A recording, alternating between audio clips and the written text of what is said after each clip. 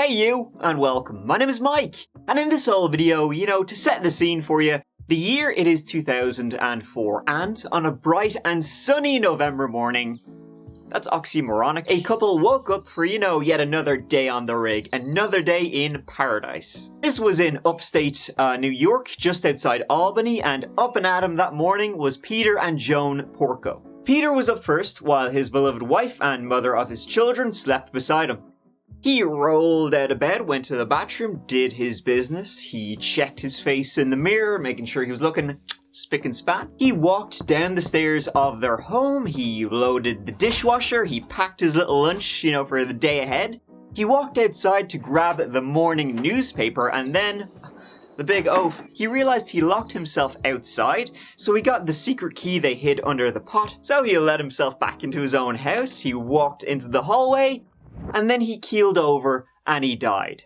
He keeled over and he died because Peter Porco had taken 16 blows of an axe to his head, which removed part of his skull and his jaw. He had been attacked while he slept, and then he just got up when his alarm went off, and he not a bother on him. Well, not quite, as we can see. So I guess that's intro. Now, let's give the wild story of the Porcos a go.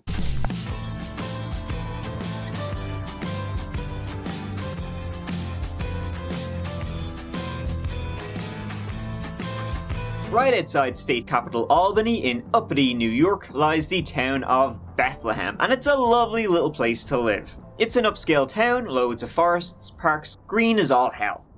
The schools are up, the crime was down, and there's, fewer places that are better to raise a family than the town of Bethlehem, or at least, that's what the Porcos thought, my friends.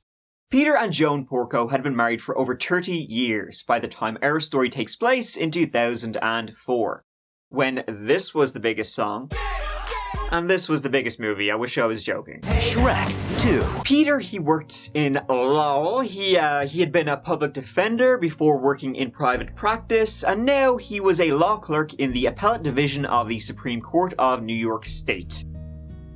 In addition, he was active in his political party, he was active in his church, as was his wife, Joan. Peter and Joan, they had met at the University of Albany while he was studying the law.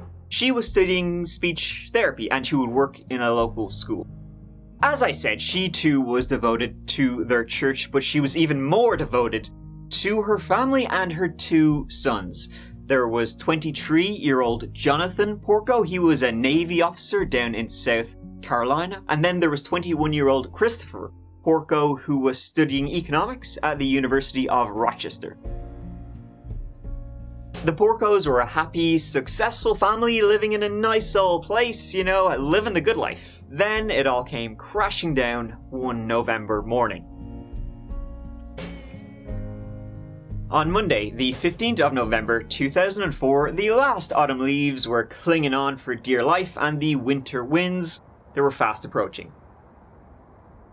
A chill, was in the air as the various employees of the New York State Supreme Court Appellate Division were filing in to their office, in central Albany. As the clock went from 9 to the various numbers that follow, people began to notice that the big dog, the well-respected and well-liked Peter Porco, he wasn't in the office that morning. He hadn't called, he hadn't told anybody he wasn't coming in. People were, where's Petey? Eventually, in-person calls were made, including calls to the police when someone went out to that house in Bethlehem and made the gruesome, I think you'd say gruesome, I would say gruesome, discovery. Yeah. Namely, Peter Porco lying in a pool of his own blood just in the hallway of his house. Upstairs in the bed, Joan Porco was the same, covered in blood, just lying there. It quickly became apparent that both Peter and Joan had been brutally attacked while they were sleeping in their own bed. Someone had just came in and laid into them.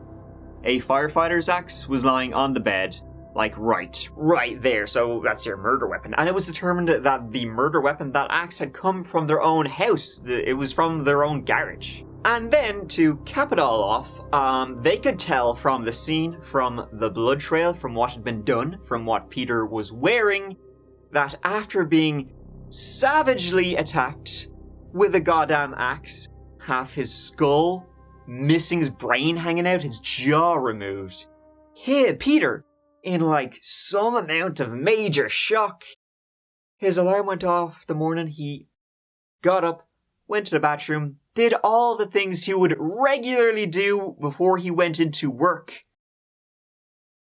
How? He had done his typical morning routine, leaving a trail of blood everywhere before collapsing stone dead, all the while his brain was hanging out and his jaw was hanging off.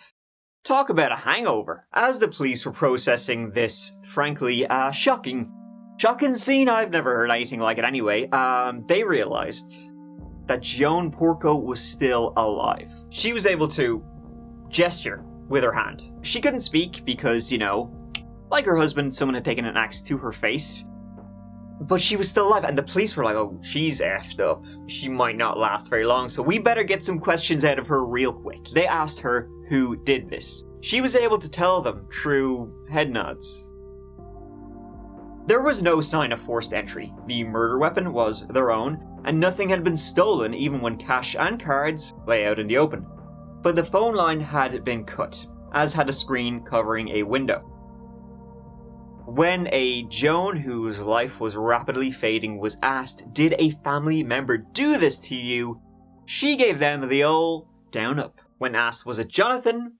Left right. When asked, was it Chris? Down up. She was then rushed to hospital. And so the investigation began with a suspect right away. So, the who, or the presumed who. You got it, babe. The how? Easy peasy, he would have had access as it was his family home and the murder weapon was theirs. The why? Well, that was the big question for the Porcos. In the meantime, Chris was over 200 miles away at the University of Rochester. The day of the attack, the police didn't even contact him right away. Chris, 200 miles away, he was first contacted by the Times Union, a local paper, asking him for comment, which is kind of weird. Chris then called back. He called the police in Bethlehem asking, the newspaper just told me my parents are dead. Maybe you should have done that first? I don't know. Hi, my name is Chris Porco. I was just called by the Times Union saying that my parents were found dead this afternoon. I was wondering if you had any information for me. Hey Chris, whereabouts are you?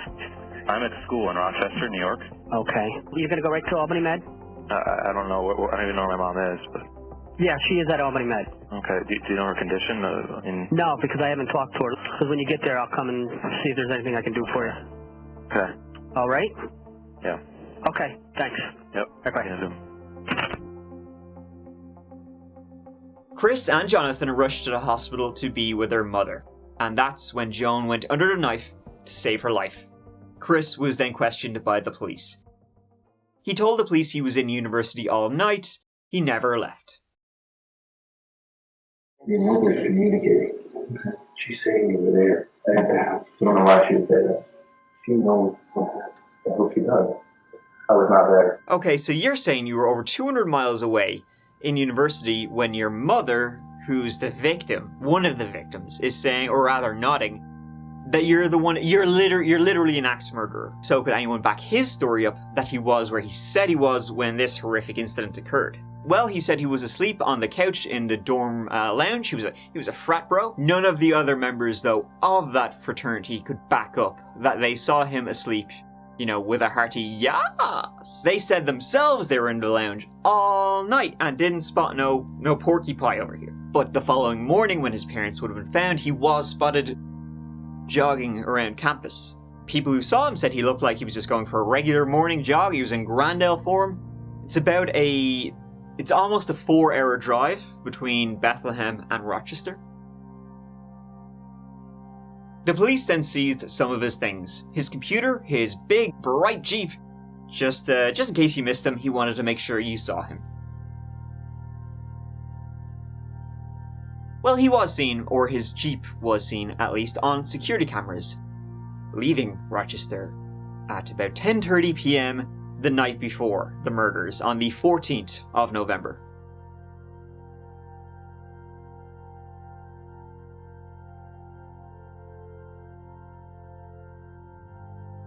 If he left Rochester at about 10:30 p.m. on the 14th, he would have arrived in the early hours of the 15th.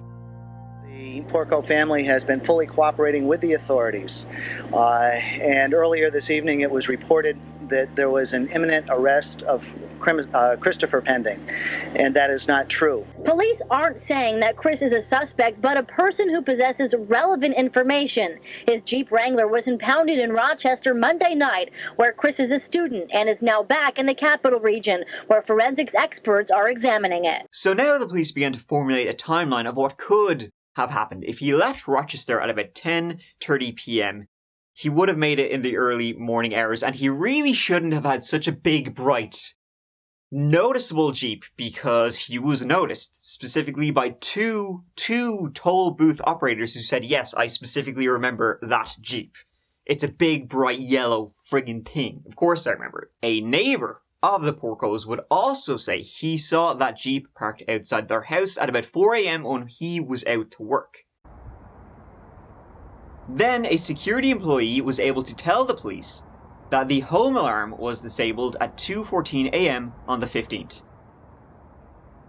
Then it's presumed Chris went into the garage, he grabbed the axe, he crept in terrifying fashion, I can only imagine, up the stairs, walked into his parents' bedroom where they were fast asleep, and then just went to town on them.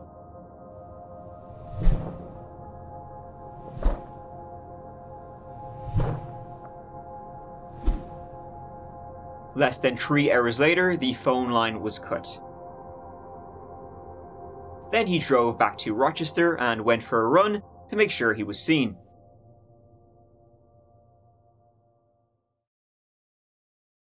That is what could have happened.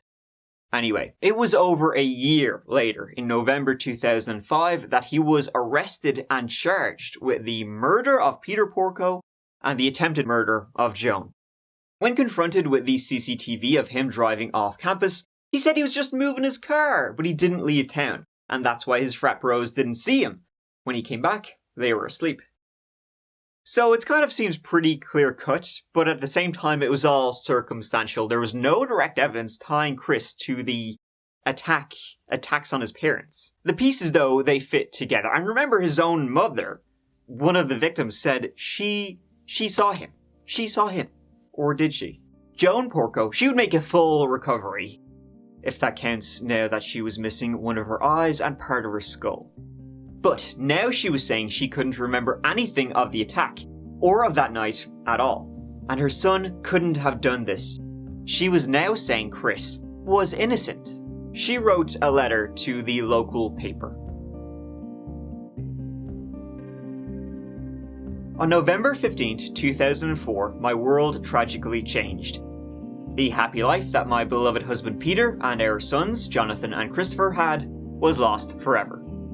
I want to say unequivocally that, although I have no memory whatsoever of the attack, either because I was asleep or because of my injuries, I am absolutely positive that my son was in no way involved in this heinous crime. I implore the Bethlehem Police and the District Attorney's Office to leave my son alone and to search for Peter's real killer or killers.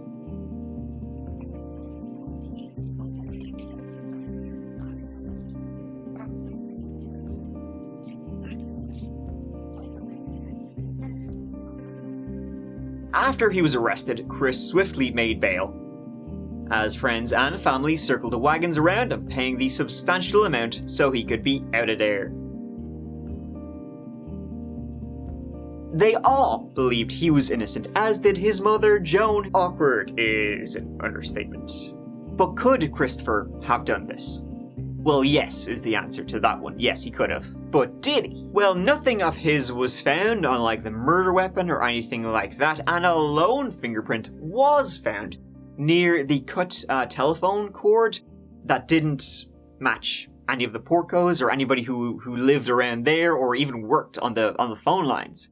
So some believe that could be the killer's fingerprint. But I mean, it also could be anyone's, so. Also, the screen was cut, which, I mean, the police believe that was Chris trying to make it look like a burglary. But maybe it was actually cut. Like, for real, to get in. The police immediately rushed and pointed the finger at Chris on the word of a woman who had just been brutally attacked with an axe. I mean, who knows? She probably didn't even know what planet she was on. You know what I mean? Who knows what was going through her mind? Her husband had just gotten up with half his head chopped off, like it was a normal morning. Also, this was like a gruesome, really gruesome scene, as you can see. Chris's Jeep was thoroughly searched. I mean, from top to bottom. Nothing was found in it. No blood, no nothing. And I mean, he must have been drenched.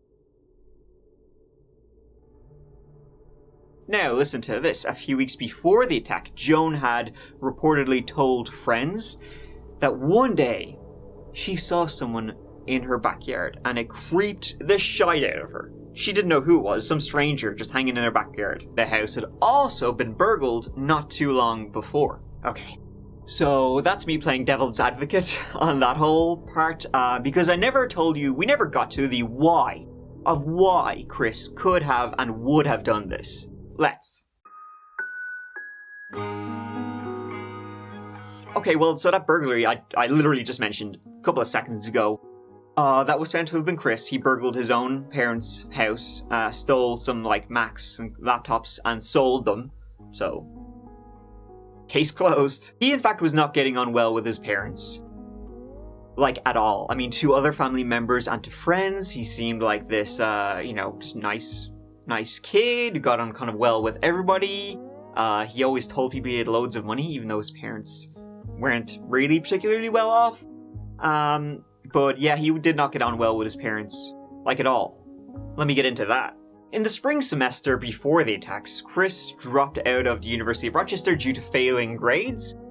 He reapplied to get back in the autumn semester, and he needed a loan to do so. He needed about 32 grand, I think it was. The kicker was he applied for that $32,000 loan in his father's name using his father's social security number. It seems his parents weren't too keen on supporting him anymore, and so he just did so in their name then. He stole stuff, as I said already. He would forge his college transcripts to make it seem like he was doing a lot better in school than he actually was. He would hole his parents with lies, like true and true. He was telling porcupines.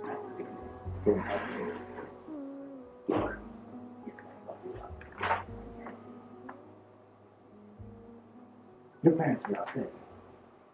Without a doubt, they were very upset. Your father says things were spinning out of control for you. Mm-hmm. And if he ever forged his name to another credit document, he was going to turn you into place for forgery. Peter and Joan were very worried about him by the way he wasn't communicating with them. He was basically just lying about every single thing that was going on in his life. He was lying to his girlfriend, he was lying to his friends. He was lying about everything, apparently to the point that Joan told Chris she thought his dad, Peter, was about to have a nervous breakdown. Allegedly, a few weeks before the murders, Peter told a co-worker he believed his son was a sociopath. And so the motive could have been quite simply inheritance. He messed up by not finishing off his mother, because if he had done so and gotten away with it, he would have gotten a cool, crisp $1 million.